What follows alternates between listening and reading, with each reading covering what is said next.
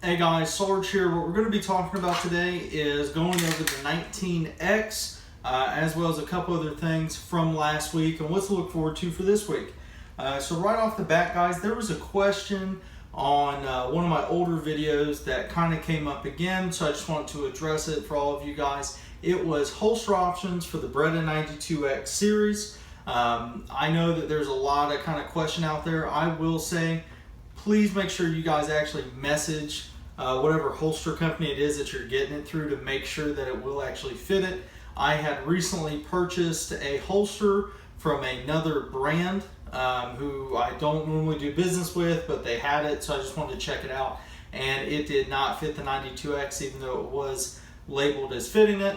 And you could even see in the mold that it was not made for the 92X's rail. I have no idea what it was made for, but it did not work. So just make sure anytime you guys are wanting to purchase a holster, don't be afraid to reach out to them, okay? Any questions you have. If a company isn't going to answer your emails, or if they're not going to, talk to their customers, and address any concerns you may have, I really don't want their business. And that's just me. You guys can do whatever you want. That's just me, okay? So for holster options so far that I've found that have really worked well for the 92X, now I'm carrying the full size, is the Craft holsters. I believe it's called their Panther, but it's inside the waistband, kind of that pancake design where the weight of the gun is kind of, a little bit pushed out due to some of the material, and it works quite well, guys. I like that one quite a bit. Also for inside the waistband, I like the Side Guard Hammer holster. Fantastic holster. I have it for 1911s as well. So those are kind of my two picks when it comes to, an inside the waistband holster. Now those are both leather holster options. I've yet to find a good Kydex holster that works well for the Beretta 92 inside the waistband, or the Beretta 92X inside the waistband. If you guys know of any, or have some that you guys have tried out, please let me know down in the comments, just so we can push that information out and let people decide for themselves. For outside the waistband, I like the Safariland 578 GLS, and that's actually what I'm wearing on my battle belt. I have it set up with their QLS system.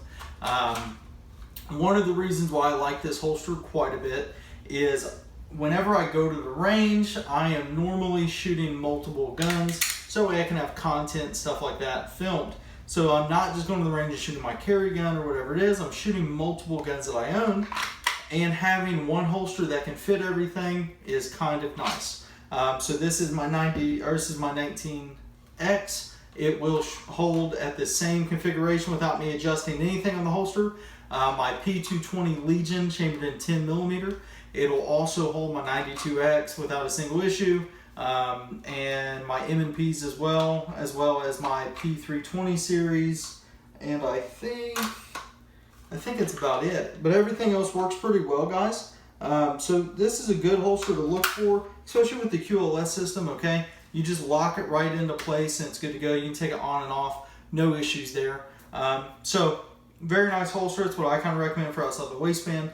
I don't really do outside the waistband, okay? So that's just me. So for this next coming week, what we're going to be looking at is the 19X. I am going to be releasing my actual range footage of shooting the 19X. I've already done my tabletop review, and to be honest, I kind of forgot. I kind of forgot about the range footage. I'd actually thought I had already posted it.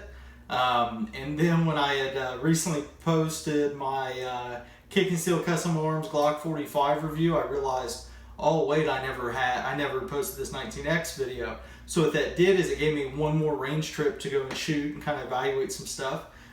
So that review will be coming out this week, guys. Something else that I did inside of the review, I did a quick review of these XS sights. These are the DXT2s with the orange front dot. I like these quite a bit, almost more than the normal big dots. The reason why I did the review, and what you guys are going to see, I recently saw a video done from another dude on YouTube who is a, he's an instructor of sorts. He instructs someone, okay? And he was going on this rant about how XS sights suck and why they suck, and then he shot his target. And one thing about the target he shot, His shots were pretty low in general, like about 4 inches low from where he was supposedly aiming is what he had said. But then they weren't even in a tight group. So here's my thing, right? If you're going to blame the sights, okay, blame them maybe left, right, up, or down, but not grouping size, if that makes sense. So if I'm applying all the fundamentals the exact same way, and I'm applying them as best as I can the exact same way, my shots should go in generally the exact same location. Now, whether that's the right location due to factors of my rear sight is off or whatever, if something's truly wrong with the sights, my shot should still be in the same group. Okay, his shots were all over the place. So in that instance, we need to realize that it is the shooter, not the sights. I've never had an issue with excess sights. In fact, I actually think that these are the best fighting sights, but also just the best sights in general. And anytime I'm teaching shooters how to properly line up their sights or how to shoot shoots through certain drills, things of that nature, it's honestly, I just have yet to find a situation to where someone who's using excess sights is at a disadvantage from a 3-dot sight system. In most cases, I found that people during actual shooting drills, through scenario-based training, that they're better marksmen with these sights than any other sight on the market. So I don't know, guys. What I will tell you, from about 0 to 15 yards, I'm dead on with excess sights. 25 yards, I can hold my own. You know what I mean? 50 yards, no issue hitting a full silhouette. 100 yards, no issues hitting a full silhouette. Okay? So the sights aren't the problem. All right? And whenever we do reviews, whenever we want to give people our opinions, that's something that you can really just kind of tell the boys from the men in that regard, because they want to spend their time, instead of bettering themselves, blaming everything else. And those are the guys that have the $3,000 Glocks and they made all this other improvements, but they're still shooting poorly, right? So those are things that you guys should think about. Honestly, whenever I first look at someone giving something a negative review, I just kind of start looking at everything else in it to see how honest is that, right? What are the other factors that might go into it? So just so you guys know, when I do go over that portion in the shooting review, that's kind of the backstory with it. So you guys be the judge, okay? I think excess sights are pretty solid. I've never had an issue with them, and until I do, it's a horse I'm going to ride on, okay? Something else, guys. So as you guys know, I got my 19X. I think it's a phenomenal pistol. I think it's one of the best. I think this design is so far like the best design Glock has made, honestly. What's really cool is when you have a 19X, being able to have something to train with or practice with, okay? And especially for you guys and gals that are home right now, or maybe you're finding yourself with a little bit more free time, but you're also finding yourself not wanting to go to the range because ammunition is like gold, okay? Use that time to practice the fundamentals. We should come out of not having ammunition every day like we used to, stuff like that, better marksmen than we started in. Okay, and what do I mean by that? I could go to the range every weekend because I properly supplied myself and I expected things to happen before they happened. All right, you shouldn't wait until there is a fire to decide, man, I should get a fire extinguisher. Okay, so I kind of treat everything that way. Now, with being home, okay, there are certain things where people will say, oh, for a training pistol, you should use a 22. Man, I can't shoot a 22 in my house. I can't shoot a 22 outside of my house.